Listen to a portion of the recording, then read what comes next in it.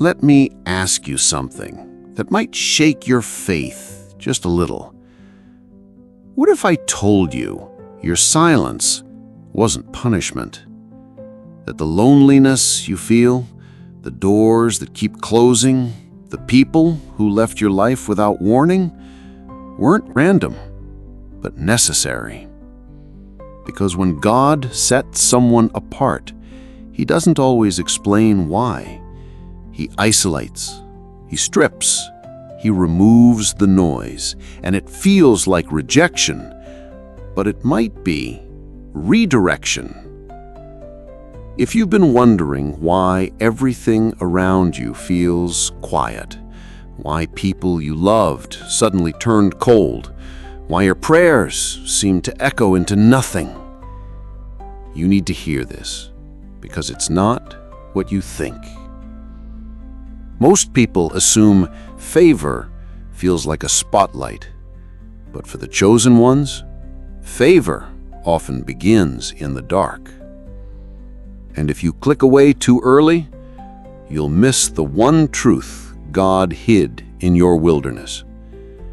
This video will expose what's really happening when God isolates you, and why it might be the greatest sign that He's about to use you. Don't scroll past it. You'll want to stay till the end. Tap subscribe if this speaks to your spirit. Let's go deeper. You feel forgotten. That's how it always begins. But what if God is intentionally pulling you away because your assignment isn't meant to be influenced by noise?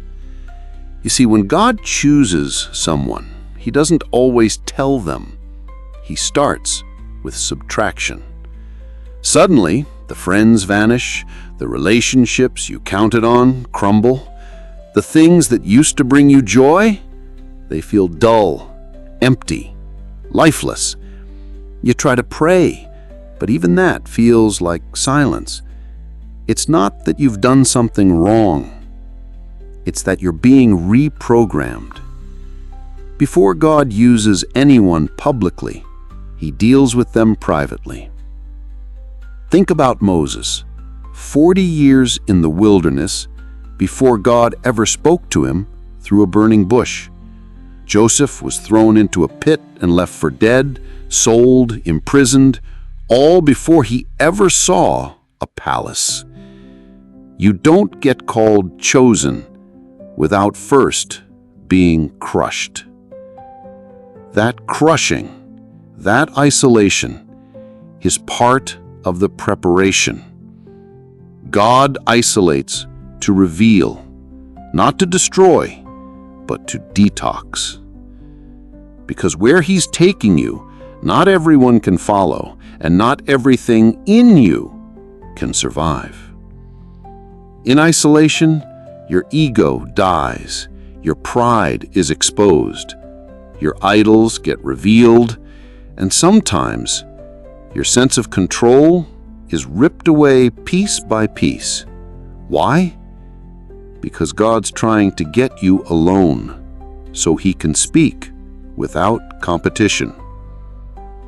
People think isolation is quiet, but spiritually, it's where God is the loudest. The problem is, we're too busy trying to escape it that we miss the instructions hidden inside it. God doesn't isolate you to punish you. He isolates you to preserve you.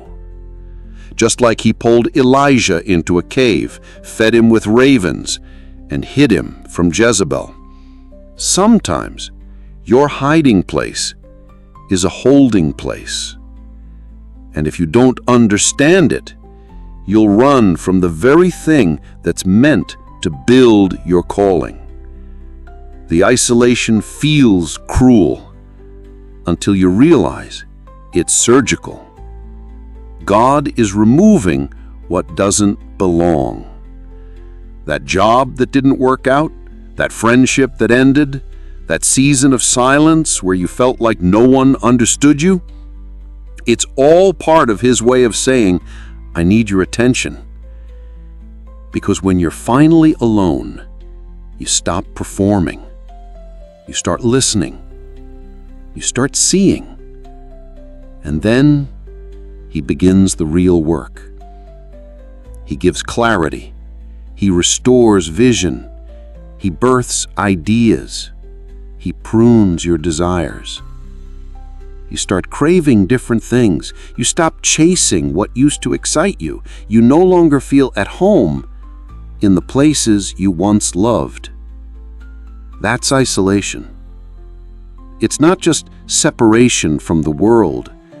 It's alignment with your purpose.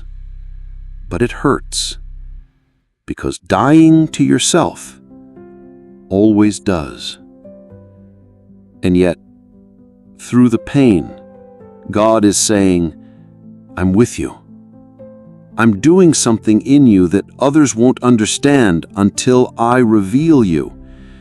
So if you're in a season of isolation right now, don't fight it. Embrace it.